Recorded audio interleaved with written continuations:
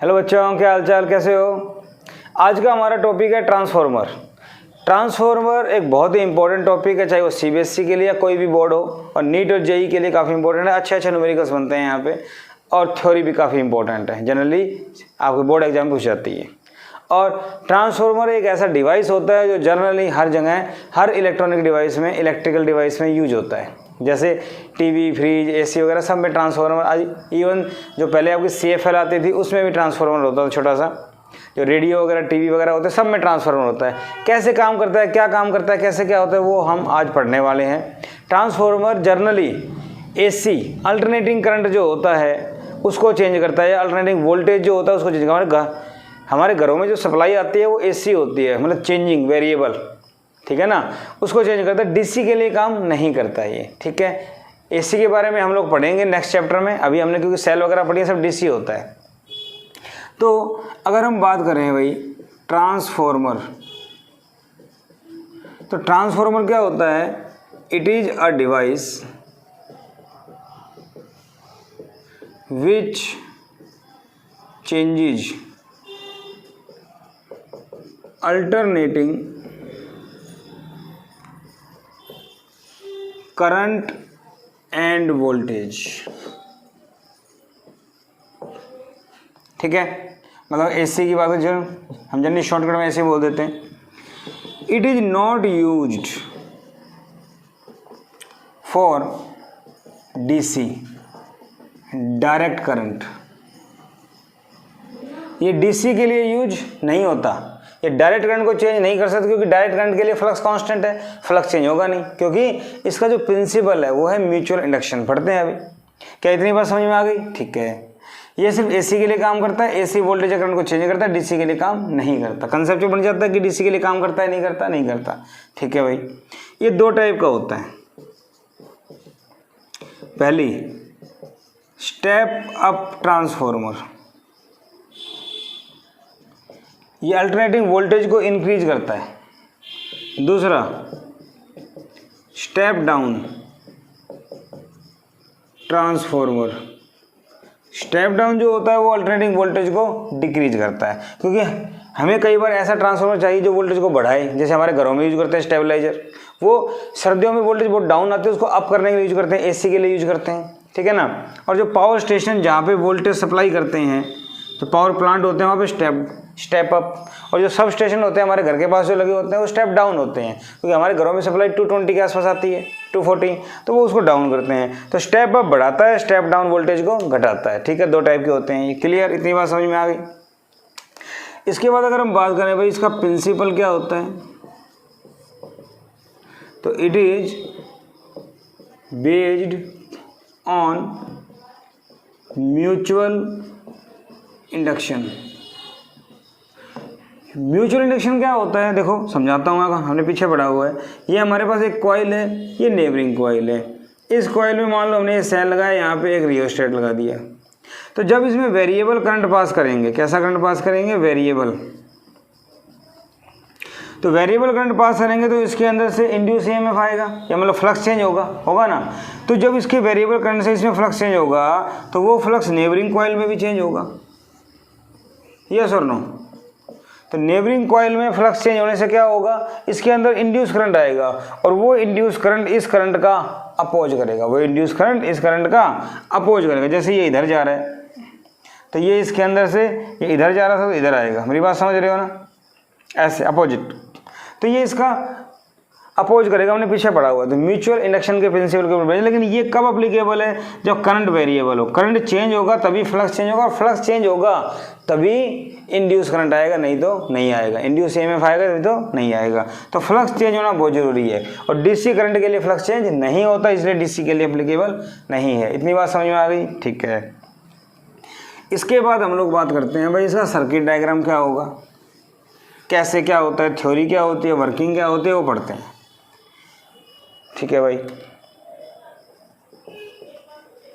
Circuit diagram, तो बेटा circuit diagram क्या होता है वो देखते हैं। इसके अंदर सबसे पहली बात आती है, हम लोग एक लेमिनेटेड सॉफ्ट आयरन कोर की बात करते हैं।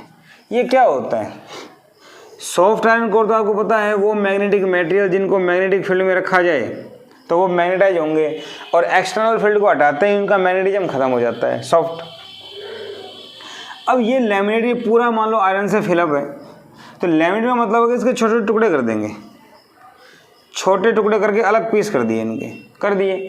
इन सभी टुकड़ों को अलग अलग करने के बाद इनके ऊपर इंसुलेटिंग मटेरियल की कोटिंग कर देंगे। जैसे एक मैंने ये उठाया अलग से, इंसुलेटिंग मटेरियल की कोटिंग कर दी, इंसुलेशन, और फिर इन सबको आपस में चिपका दिया। आपस में चिपका देंगे तो ये कोटिंग आपस में टच नहीं करेगी, मतलब दोनों मटेरियल आपस में टच नहीं करेंगे। समझ रहे हो मेरी बात? तो इनके अंदर जो फ्लक्स चेंज होने से एडी करंट आएगा, समझ रहे हो ना, एडी करंट पीछे पढ़ा था हमने, तो वो एडी करंट इंडिविजुअल के अंदर फिक्स रहेगा। वो जो एडी करंट है वो इंडिविजुअल के अंदर फिक्स रहेगा, पूरे में एक साथ नहीं आएगा। तो इससे क्या होगा, एडी करंट काफ़ी अमाउंट में डिक्रीज हो जाएगा। मेरी बात समझ रहे हो?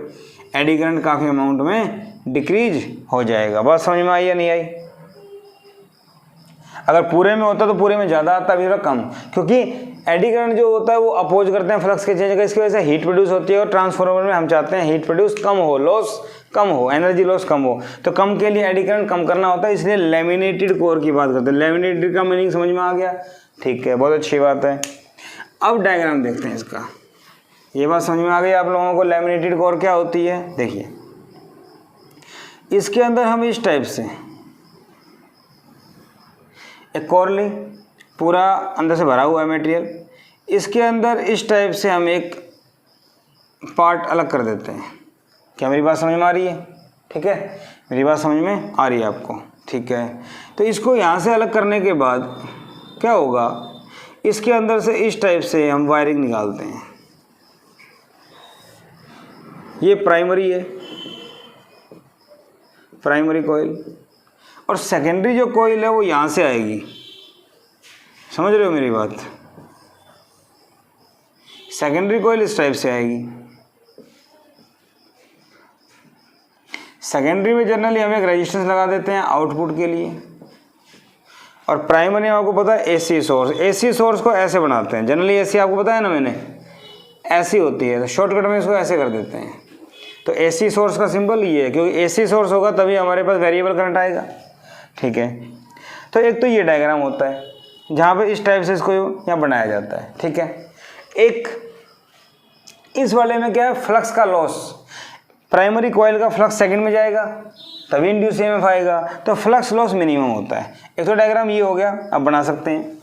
दूसरा डायग्राम जिसमें अच्छे से समझ में आता है क्लियर, वो थोड़ा हम इस टाइप से बनाते हैं। क्या, सपोज करो ये मेरे पास कॉइल है, sorry laminated soft iron core. ठीक है, इसको इस टाइप से लिया जाता है, समझ गए? इसको हम इस टाइप से लेते हैं, अंदर से होलो है सारा, ये आपकी आयरन कोर है। क्लियर? यहाँ प्राइमरी कॉइल इस टाइप से, अब देख पा रहे हैं 1 2 2 ही टर्न है। यहाँ पे एसी सोर्स लगा दिया, ये आपकी प्राइमरी, तो इसको P1 P2 नाम दे दें प्राइमरी कॉइल। ये सेकेंडरी कॉइल है तो इसको नाम दे देते हैं S1 S2। ठीक है, इनमें नंबर ऑफ टर्न्स ज़्यादा है। ठीक है भाई, इसके साथ हमने यहाँ पे की लगा दी, और की के साथ हमने एक यहाँ पे लोड रेजिस्टेंस लगा दिया आउटपुट। यहाँ से आउटपुट आएगी हमारी जो भी आएगी। ठीक है, अब यहाँ नंबर ऑफ टर्न्स कम है तो प्राइमरी के number of turns NP, number of turns in primary, NS क्या हो जाएगा, number of turns in secondary. ठीक है भाई, बात समझ में आ गई? ये लोड रेजिस्टेंस हो गया। नंबर ऑफ टर्न्स दोनों में बराबर नहीं होते। नंबर ऑफ टर्न्स अगर दोनों में बराबर कर दोगे तो जितना फ्लक्स यहाँ है सेम टू सेम फ्लक्स यहाँ जाएगा, तो वोल्टेज ना तो बढ़ेगी ना घटेगी। नंबर टर्न्स ज़्यादा होंगे तभी वोल्टेज बढ़ेगी। कैसे बताता हूँ अभी, इतनी बात समझ में आ गई डायग्राम की।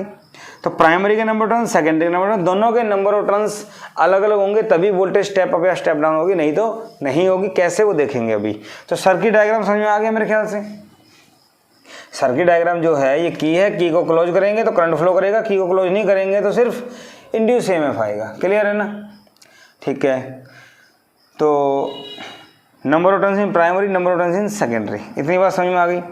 तो NS number, NP number of turns primary के, NS क्या हो गए सेकेंडरी के, इतनी बात समझ में आ जाती है। तो डायग्राम समझ में आ गया, ये आपकी लेमिनेटेड आयरन कोर है। क्लियर? टर्न्स कभी बराबर नहीं होंगे। इसके बाद हम बात करते हैं इसकी वर्किंग की। प्रिंसिपल हो गया। अगर वर्किंग की बात करें तो भाई कैसे वर्क करता है, देखो, when variable current is passed in primary coil, वही म्यूचुअल इंडक्शन है, then magnetic flux changes in secondary coil, magnetic flux changes in secondary coil and induced EMF and current is produced in secondary। ठीक है, magnitude of induced EMF voltage एक ही बात है, depends on number of turns in secondary. Secondary में number of turns के ऊपर depend करेगा कि इसमें वोल्टेज कितनी आएगी, कम या ज़्यादा, विद रिस्पेक्ट टू प्राइमरी।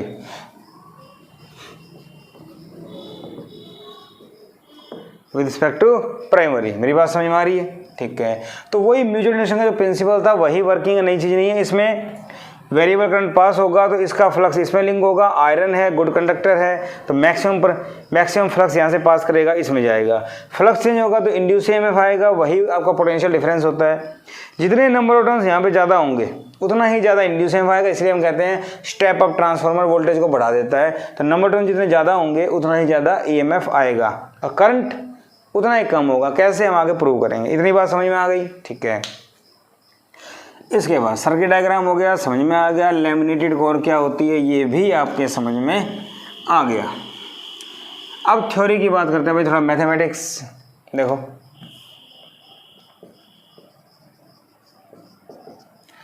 देखिए, आपको पता है सेल्फ इंडक्शन आपने पढ़ा है, एक कॉइल में जब करंट पास करेगा वेरिएबल तो उसी में इंड्यूस ईएमएफ आएगा। तो इंड्यूस ईएमएफ तो पहले में भी आएगा, दूसरे में भी आएगा, लेकिन फर्स्ट वाले का फ्लक्स जब सेकंड में जाएगा तो वो म्यूचुअल इंडक्शन बन जाता है, पता है आपको? ठीक है, तो मैं लिख सकता हूं induced EMF in primary, primary में इंड्यूस्ड ईएमएफ, या मैं इसको ऐसे लिखूं, इसको मैं ईपी नाम देता हूँ। जनरली ईएमएफ के लिए ऐसे यूज करते हैं, लेकिन इसको ई मान लेते हैं, कोई दिक्कत नहीं है।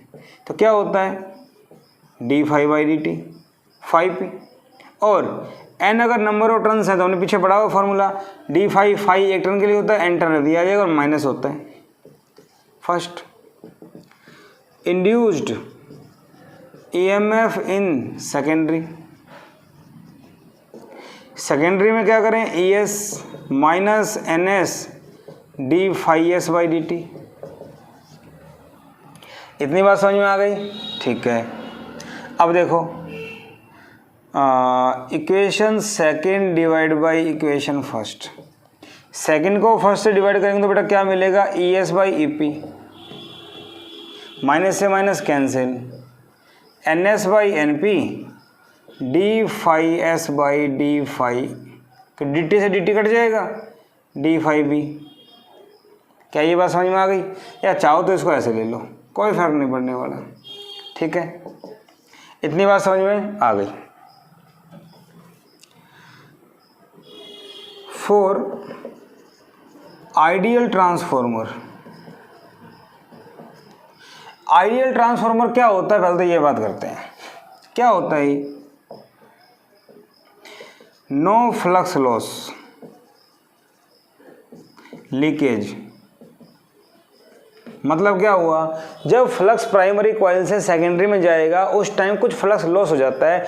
अगर मैं बात करूं ट्रांसफार्मर आइडियल है, 100% काम करता है, तो कोई फ्लक्स लॉस नहीं होगा, पहली बात। ठीक है, input resistance and current, input current, confusion नहीं होना, आर स्मॉल, ये भी ध्यान रखना। आइडियल ट्रांसफार्मर में ये बातें होती हैं। ठीक है, इनपुट रेजिस्टेंस करंट स्मॉल होते हैं, clear. Output current is small, ये बात होती है। अच्छा, input power equal to output power बराबर होती है। ठीक है, और अगर मैं बात करूं एफिशिएंसी, ये सारी बातें आगे बढ़ेंगे, 100% होती हैं। ठीक है, एफिशिएंसी क्या होती है आगे बताऊंगा। तो आइडियल ट्रांसफार्मर के फीचर्स हैं, इनपुट रेजिस्टेंस करंट स्मॉल होता है, आउटपुट करंट स्मॉल होता है, इनपुट पावर आउटपुट के बराबर होती है, फ्लक्स लॉस नहीं होता है, एफिशिएंसी 100% होती है। इतनी बात समझ में आ गई। ठीक है, तो यहाँ अगर देखा जाए ESEP d∅dt, तो इतनी बातें आपको समझ में आ गई। तो इसको मैं अगर लिखता हूँ,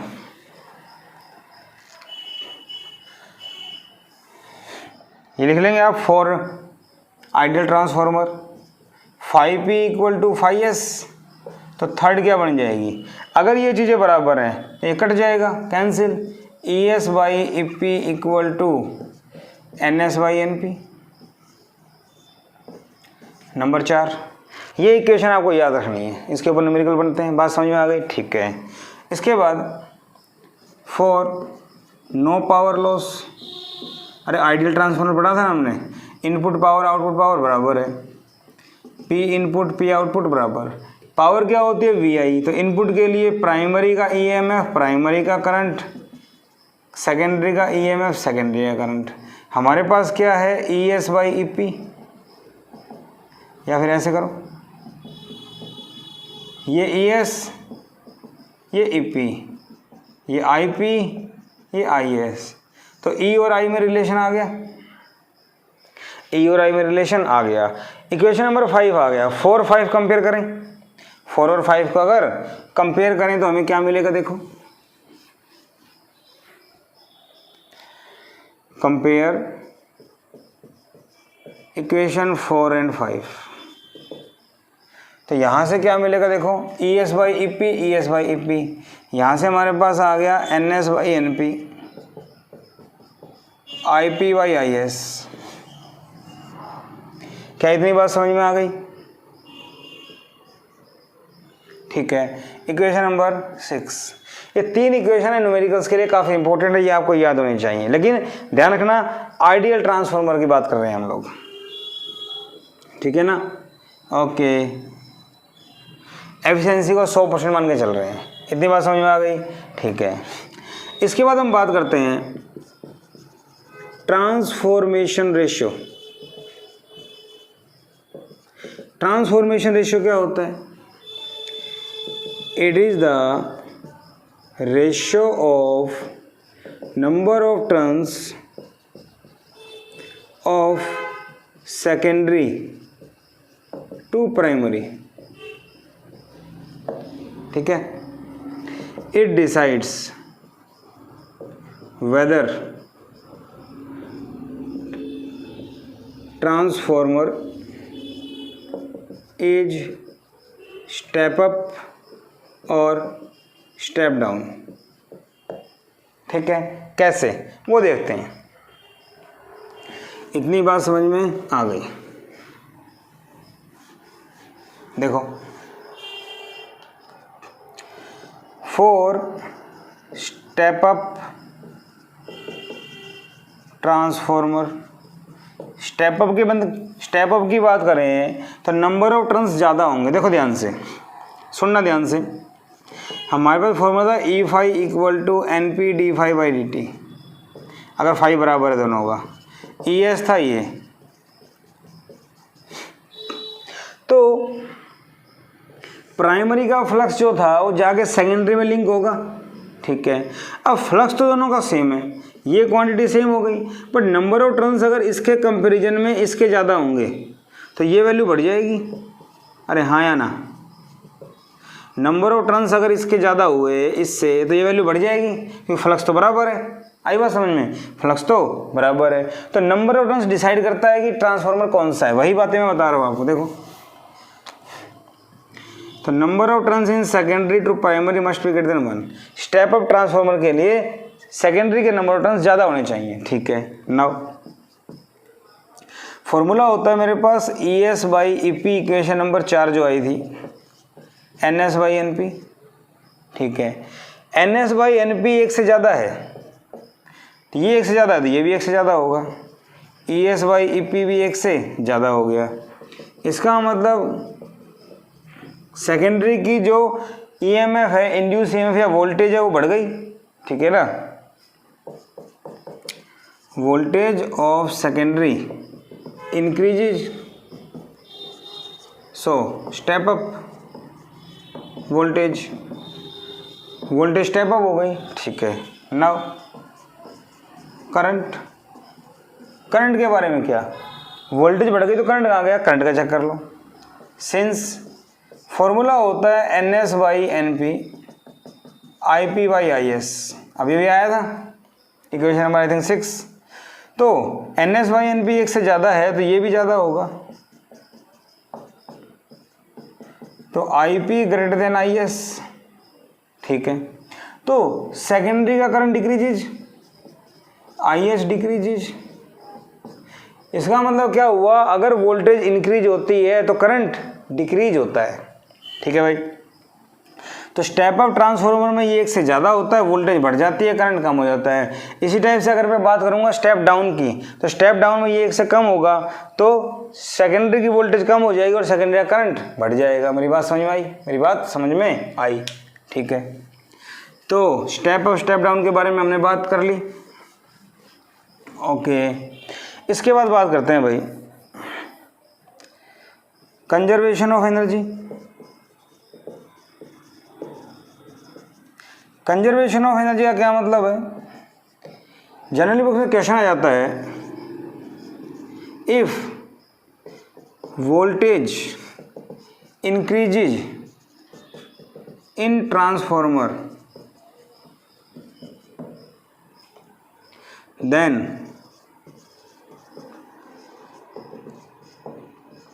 energy increases, does it violate the law of conservation of energy? ये क्वेश्चन आ जाता है, क्या करें, बहुत आसान है सॉल्यूशन में। Since power is constant, P equal to EI. If E increases, then current decreases in same ratio. So, energy remains conserved. Energy conserve रहती है, एनर्जी का लॉस नहीं होता, एनर्जी हमेशा कंजर्व रहेगी। ये बात समझ में आ गई, ठीक है। क्योंकि एनर्जी लॉस नहीं होता यहाँ पे, ये भी कंसेप्चुअल का पार्ट है, बन जाता है कभी कभी, ओके। इसके बाद एफिशिएंसी की बात करते हैं। ये क्या होता है, it is the ratio of output power across secondary to input power across primary. मतलब एफिशिएंसी का सिंबल लिख देते हैं एक बार, efficiency output power divide by input power. बात समझ में आ रही है। सिंबल होता है ईटा, P नोट से PI, ठीक है, बात समझ में आ गई। आउटपुट क्या लिख सकते हैं, ES IS EP IP। For ideal transformer eta is 100%, but in actual practice इटा लेस देन 100%, इटा 100% से कम होता है, क्योंकि फ्लक्स का लीकेज तो थोड़ा बहुत होता है, कहीं ना कहीं एनर्जी लॉस होती है। ठीक है भाई, एफिशिएंसी समझ में आ गई। इसके ऊपर न्यूमेरिकल बन जाते हैं कभी कभी। और देखिए, और बात आती है इसके अंदर various losses in transformer. General जो आयरन कोर थी उसमें जो हमने कोयल लगाई थी ये कॉपर की होती है, कॉपर वायर। अब है तो वायर, कुछ ना कुछ रेजिस्टेंस होता है, ये कॉपर गुड कंडक्टर है, उसके बावजूद भी कुछ ना कुछ रेजिस्टेंस तो होता ही है। ठीक है, तो वेरियस लॉस में पहले क्या आएगा, flux leakage,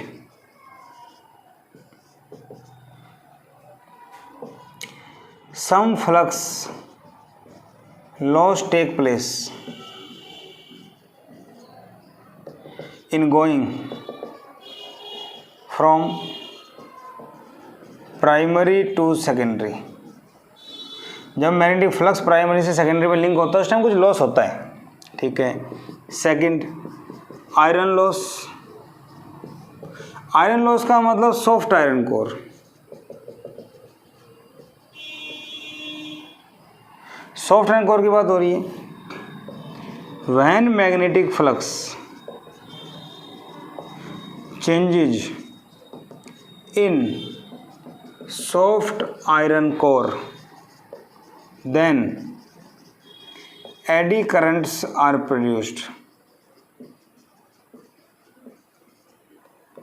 which causes heat loss. उनकी वजह से हीट लॉस होती है। बात समझ में आ गई। ठीक है, हमने लैमिनेट कर दिया, उसके बावजूद भी कुछ तो लॉस हो गई। Copper loss due to resistance of copper wire, heat is generated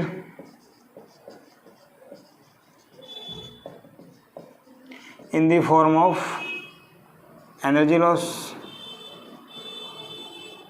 बात समझ में आ गई। ठीक है, ठीक है, flux loss, iron loss, copper loss. चौथा हिस्टेरेसिस लॉस। ये क्या होता है? हिस्टेरेसिस कर्व आपने पढ़ा था, याद आ रहा है कुछ इस टाइप से, IH कर्व, BH कर्व, याद आ रहा है ना? तो due to repeated magnetization and demagnetisation,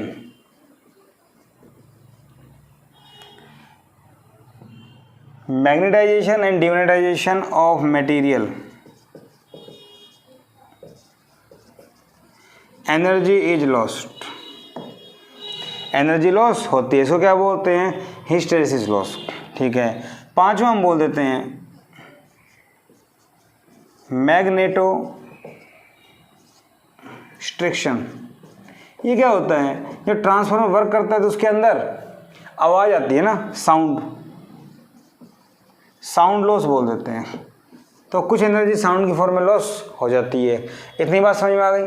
ठीक है, वेरियस लॉस थी, तो हमने ये सारा पढ़ा भाई, हीट प्रोड्यूस होती है, हीट प्रोड्यूस होती है, लॉस सारे पढ़ लिए। अब इतनी ज़्यादा हीट प्रोड्यूस होगी तो ट्रांसफार्मर तो गर्म हो जाएगा, जल जाएगा, आग लग जाएगी। जनरली इस ट्रांसफार्मर को एक कंटेनर के अंदर पैक करते हैं, हमने देखा होगा कंटेनर बड़ा सा लोहे का चैम्बर, उसके अंदर आयरन सॉरी उसके अंदर ऑयल होता है, कोई कोलेंट, जो उसको ठंडा करता है। ठीक है ना? Transformer is surrounded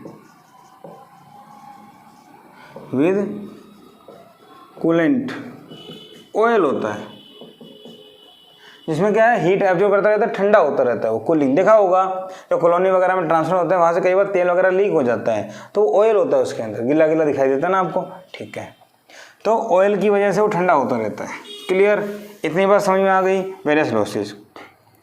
advantage, advantage क्या है, यूज कहाँ होते हैं, it is used in all electrical and electronic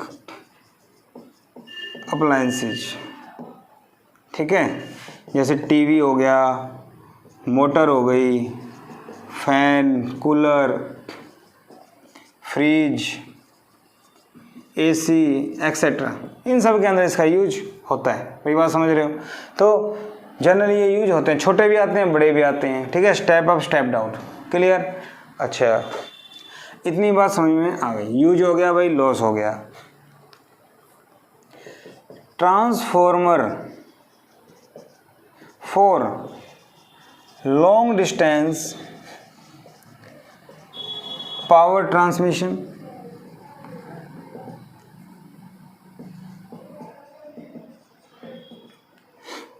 long distance power transmission में ट्रांसफॉर्मर का यूज कैसे करें? देखो जनरली आप समझो, आपकी सिटी है, वहाँ पे पावर हाउस है, वो सब स्टेशन है, वहाँ से लाइट आपके घरों में आती है। ठीक है, अब हम महेंद्रगढ़ की बात करें तो यहाँ पे सप्लाई मान लो पानीपत से आती है, तो पानीपत क्या है, पावर प्लांट है, तो एक पावर प्लांट होगा,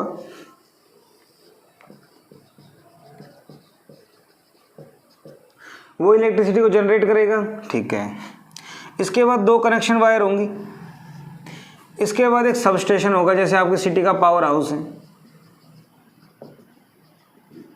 ठीक है, इस सब स्टेशन के बाद सिटी में पावर सप्लाई होगी, मान लो होम, हाउस, जो भी है। इतनी बात समझ में आई? पावर प्लांट है, यहाँ से वायर है, यहाँ से करंट जाएगा। ठीक है, सुनना, यहाँ पे इसकी रेंज दे के रखते हैं, जैसे मान लो 8000 से 440 वोल्ट, यहाँ दे देंगे 4000 से 220 वोल्ट, और ये 220 वोल्ट हमारे घरों में आ रही है, या 240 आ रही है, जो भी है। इतनी बात समझ में आई? इसका क्या मतलब है, ये केबल है, सुनना ध्यान से अच्छे से। पावर प्लांट जो है पावर को जनरेट करेगा, पावर को अगर ये जनरेट करता है कितनी वोल्ट पे करता है, 440 पे। ठीक है, अब हम एक बात करते हैं एनर्जी लॉस, क्योंकि एनर्जी लॉस तो सबकी रिक्वायरमेंट है, लॉस नहीं होना चाहिए, कम से कम होना चाहिए। तो लॉस का फॉर्मूला होता है आई स्क्वायर आर। आर क्या हो गया, रेजिस्टेंस ऑफ वायर, आई क्या हो गया, करंट। तो if I is minimum then loss is minimum,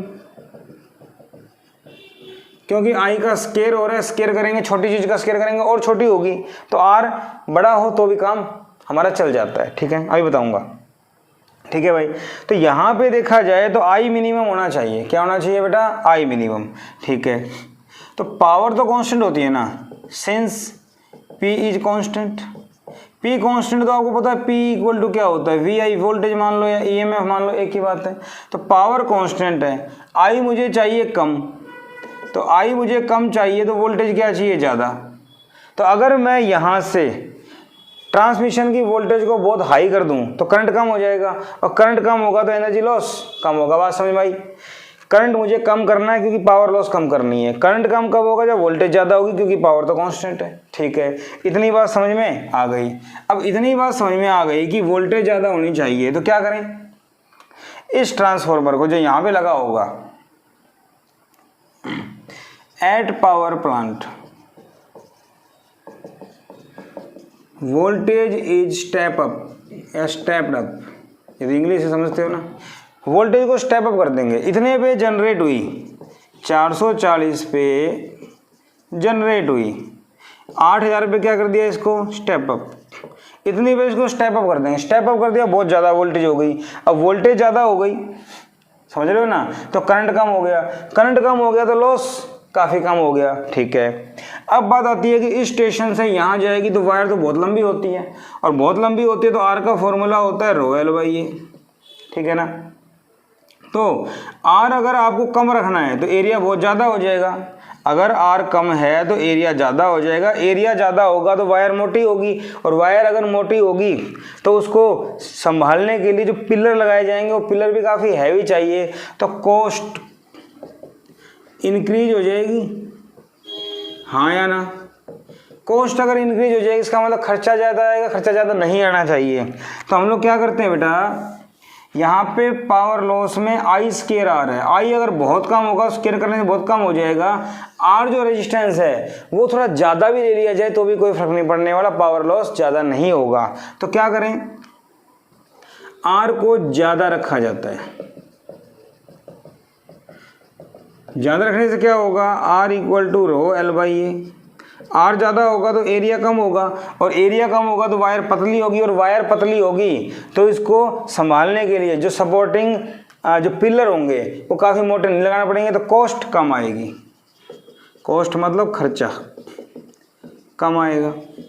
ये कमर्शियल बातें हैं, बात समझ में आ रही है, कमर्शियल यूज के लिए समझाने के लिए बता रहा हूँ। इतनी बात समझ में आ गई, ठीक है।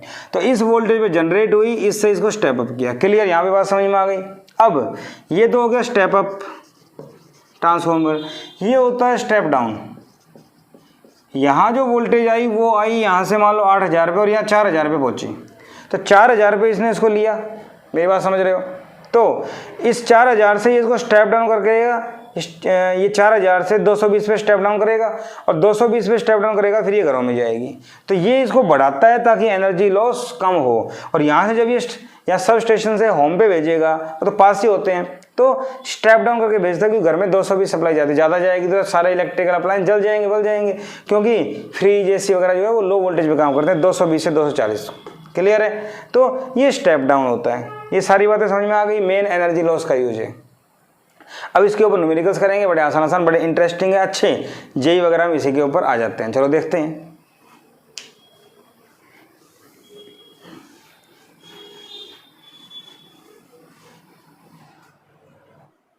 देखिए 11 किलोवाट 11 किलोवाट पावर सप्लाई करनी है, power to be supplied to a station at 220 volt 22,000 volt. Which mode will be preferred? कौन सा मोड आप प्रेफर करेंगे। अब इसमें क्या करें, देखो हम चेक करते हैं। आपको पता है ना कि इनपुट में पावर प्लांट के ऊपर वोल्टेज हाई रखने ताकि लॉस कम हो, तो लॉस चेक कर लेते हैं। देखो केस फर्स्ट में पावर क्या दे रखी है, 11 किलोवाट। 11 किलोवाट का मतलब हो गया 11,000 वाट, ठीक है। पी का फॉर्मूला क्या होता है, ई आई या वी आई, सिंपल एक ही बात है, कुछ भी। वी कितना दिया हुआ है, 220, लगाओ फॉर्मूला। चलो पी दिया हुआ है 11,000, वी दे रखा है 220, आई निकाल लो। तो यहाँ से आई कितना आ गया, 11,000 डिवाइड बाई 220, 0 से 0,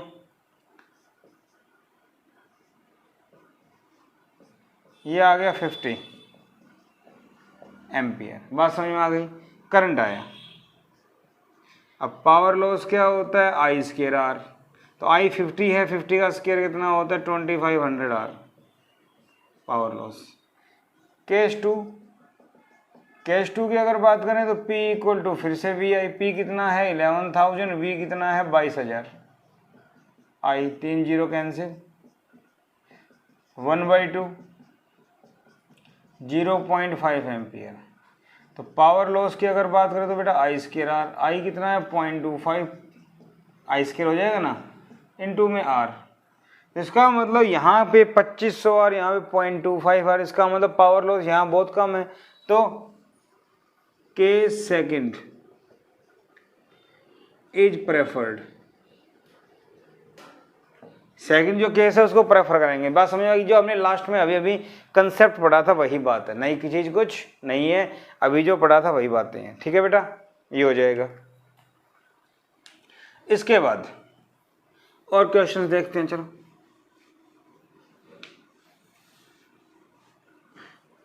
हमारे पास न्यूमेरिकल्स में फॉर्मूले क्या यूज होने वाले हैं वो देखिए। ES बाई EP सेकेंडरी और प्राइमरी की वोल्टेज, NS बाई NP एक। दूसरे बात करें तो ई S by E P, I P by I S. देखो एस एस ई और एन में सेम रहेगा, यहाँ अपोजिट हो जाएगा। इसी टाइप से I P by I S, E और आई में हो गया, आई और एन में रिलेशन, ये भी N S by N P.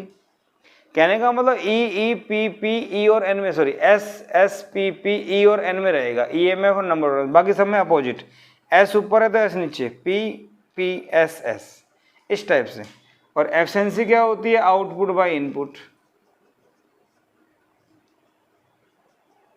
हो गया।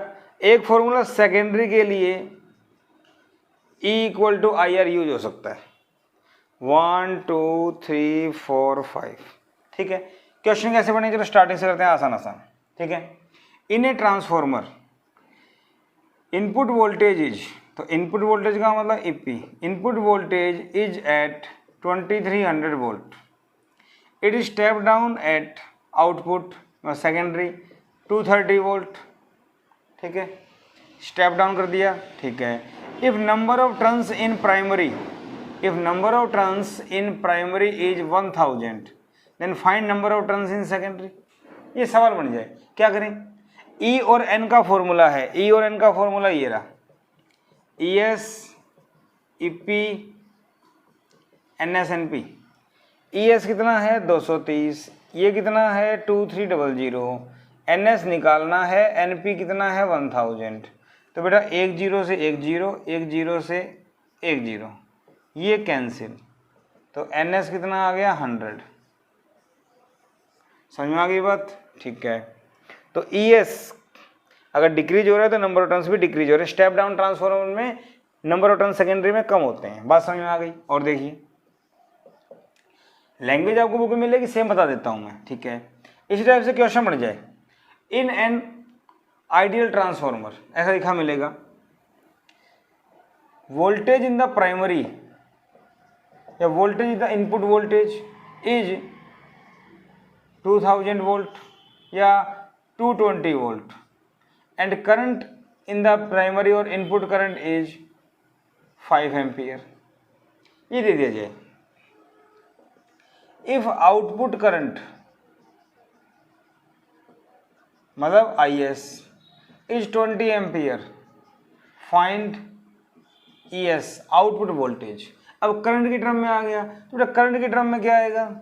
ई एस बाई ई पी। अब करंट आ गया तो उल्टा होता है ना, आई पी बाई आई एस, बता रखा है आपको, ई और एन में सेम रहेगा। ठीक है, तो ई एस निकालना है, ई पी कितना है? 220, आई पी कितना है? 5, आई एस कितना है? 20, 1/4, 4 से ये 4 5 20,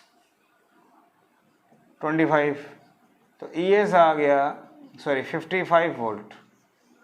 बात समझ में आ गई? तो इस टाइप से हम लोग सोल्व कर सकते हैं, डायरेक्ट फॉर्मूला बेस्ड सवाल है ये। इसी टाइप से आई और एन का बन जाएगा, मेरे ख्याल से कर सकते हो आप।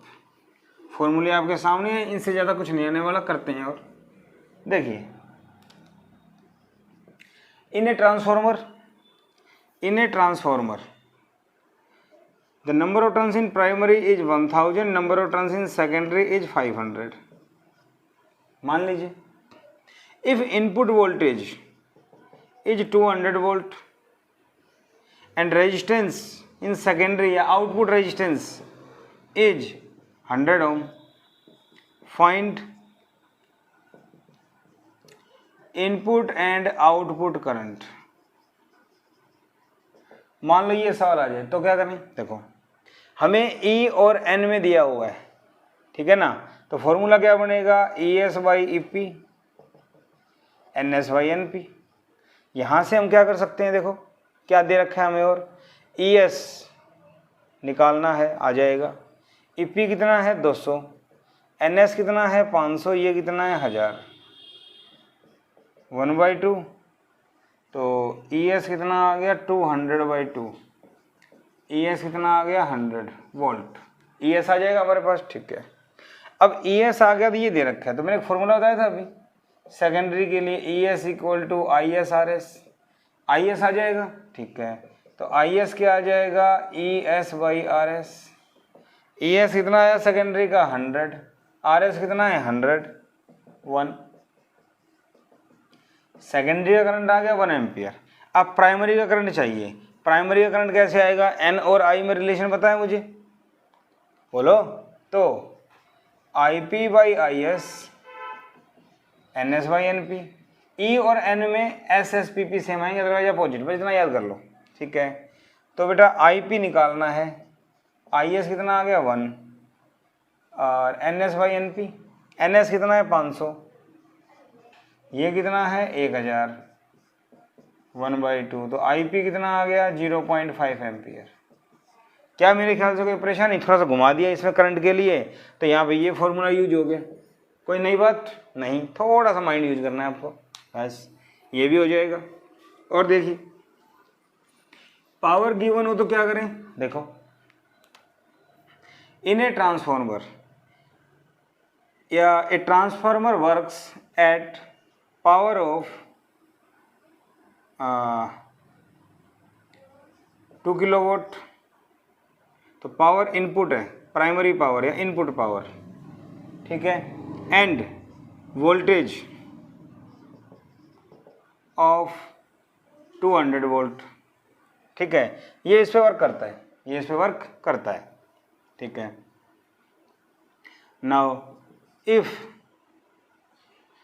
Voltage in secondary, if voltage is secondary is 400 volt, find current in primary and secondary। ये सवाल आ जाए तो क्या करें? देखो कुछ नहीं करना, इनपुट पावर है और प्राइमरी की वोल्टेज है, तो इनपुट पावर का फॉर्मूला क्या होता है? ईपीआईपी, पी आई कितना है 2 किलो, किलो का मतलब 1000, ईपी कितना है 200, तो प्राइमरी करंट आ जाएगा, प्राइमरी करंट ना 10 एम्पियर। बात समझ में आ गई? ठीक है। अब सेकेंडरी करंट निकालना है। सेकेंडरी करंट कैसे आएगा? देखो हमारे पास प्राइमरी करंट है और ये आ गया, सेकेंडरी की वोल्टेज दे रखी है 400, तो इसका मतलब ये ई एस कितना हो गया 400। अब हमारे पास फॉर्मूला है E S by E P, I P by I S, E और आई में अपोजिट होता है, तो ई एस कितना है 400, ये कितना है 200, आई पी कितना आ गया 10, आई एस कितना निकालना है, निकाल देंगे, ये 2 आ गया, 2 से ये कैंसिल, तो आई एस कितना आ गया 5 एम्पियर। बताओ, ये भी सोल्व हो जाएगा। तो वोल्टेज वगैरह पावर देते हैं, कोई बड़ी बात नहीं, ऐसे फॉर्मूले मैंने जो बताया उसका यूज करना है, ठीक है। आई थिंक हो जाएगा। और देखिए a transformer has an efficiency of 80%। एक ट्रांसफॉर्मर है, उसकी एफिशिएंसी कितनी है 80%, ठीक है। If input voltage is 220 volt and current कौन सा इनपुट is 10 एम्पियर, ठीक है। Find output current, find output current if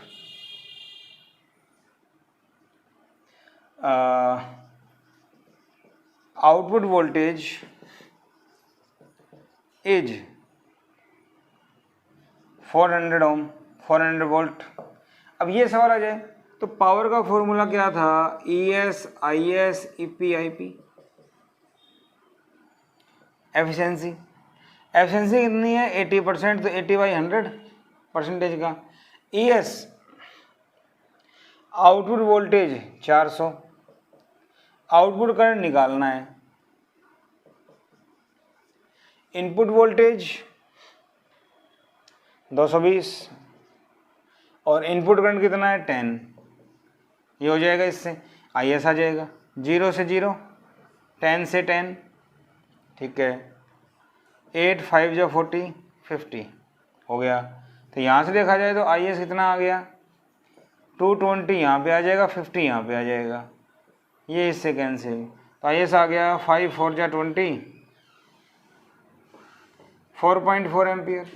ये सवाल आ गया। मेरे ख्याल से कोई परेशानी वाली बात नहीं है, सब कुछ दे रखा है आपको, ठीक है। अगर यहाँ पे आपको आई दे रखा होता और ई निकाल लेते और आर दे रखा होता तो करंट निकाल लेते। मेरी बात समझ रहे हो? यहाँ पे ई एस दे दिया, पी दे दिया, आपने क्या निकाल लिया आई एस, ठीक है। आई एस दे रखा होता तो ई एस निकल जाता और ई एस निकलने के बाद आर दे रखा होता तो आई निकल जाता। मेरे ख्याल से भाई मेरी बात समझ में आ रही है? तो हम लोग सॉल्व कर सकते हैं, खास बात नहीं है, जस्ट फॉर्मूले पता हो हम लोग सॉल्व कर लेंगे। ऐसे क्वेश्चन सीबीएसई में या नीट वगैरह में आ जाते हैं, ठीक है। अच्छे सवाल देखिए, और ट्रांसमिशन का सवाल है, एनसीईआरटी का सवाल है, बहुत अच्छा, ठीक है। ये पावर प्लांट है, ये कनेक्शन वायर है 15 किलोमीटर पे, ये सब स्टेशन है,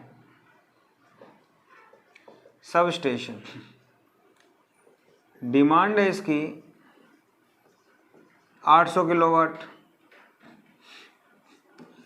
यहाँ से टाउन में ये वर्क करता है 4000 से 220 वोल्ट पे। ये जनरेट करता है पावर एट 440 वोल्ट, ठीक है। इसका रेजिस्टेंस है 0 ओम पर किलोमीटर, ठीक है। अब ये क्वेश्चन क्या है, एनसीईआरटी का सवाल है, क्या कहता है, a town demand is 800 kilowatt, get supply from a transformer, step down transformer, this is step down, characterise at 4000 volt से 220 वोल्ट। ये मैंने बताया था, इसका मतलब क्या होता है, ये जो पावर सप्लाई गेन करेगा ये 4000 पे करेगा और उसको स्टेप डाउन कर देगा 220 पे, ठीक है। यहां दोनों के बीच में वायर कनेक्ट है, लाइन वायर, मुझे समझ रहे हो ना। ये वायर जो है दो है और इनका जो रेजिस्टेंस है 0.5 ओम पर किलोमीटर है, 1 किलोमीटर का, और लेंथ कितनी है यहाँ से यहाँ तक 15 किलोमीटर। बात समझ में आ गई? पावर प्लांट के ऊपर जो पावर जनरेट हो रही है वो 440 वोल्ट पे हो रही है, ठीक है। तो निकालना क्या है, फाइंड लाइन पावर लॉस, पहला सवाल। दूसरा,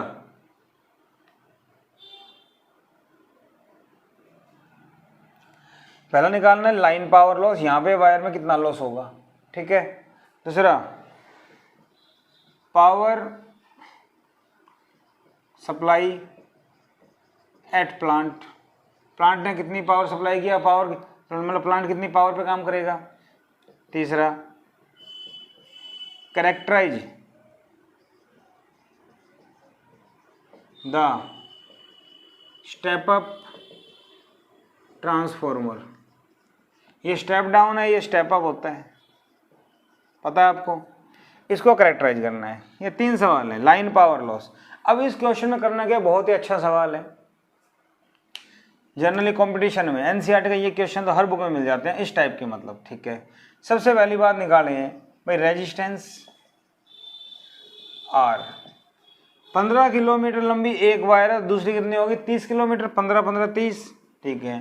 तो 0.5 ओम पर किलोमीटर है, तो 30 किलोमीटर के लिए कितना हो गया 15 ओम। क्या मेरी बात समझ में आ गई? ठीक है। रेजिस्टेंस आ गया, ठीक है।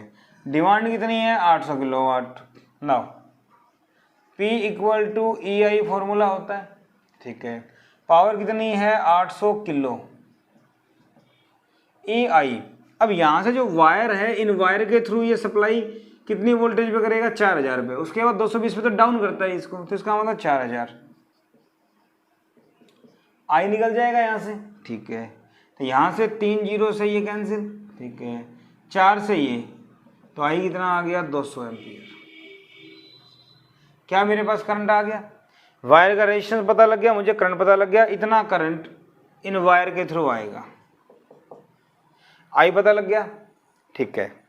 इसके बाद लाइन पावर लॉस, लॉस कितना होगा, अगर मैं लॉस निकालता हूँ पहला पार्ट, तो लॉस क्या होता है आई स्क्वायर आर, आई कितना है 200, आर कितना आया 15, तो बेटा कितना हो गया 2 का स्क्वायर 4, 4 0 15, अरे बोलो, ठीक है। ये कितना हो गया, 15 चौक 60, 4 0, तो ये हो गया 600 किलोवाट पावर लॉस। इतनी बात समझ में आ गई।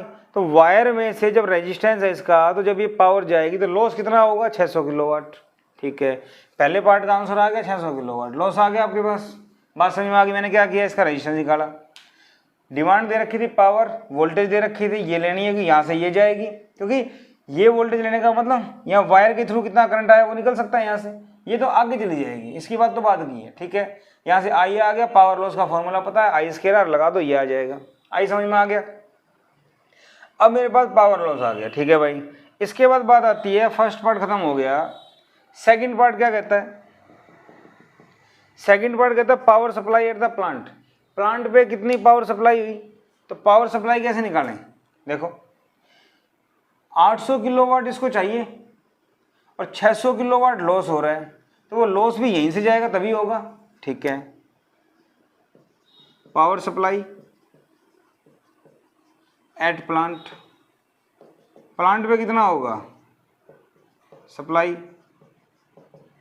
800 चाहिए प्लस में 600 लॉस हो गया किलोवाट, तो 1400 किलोवाट।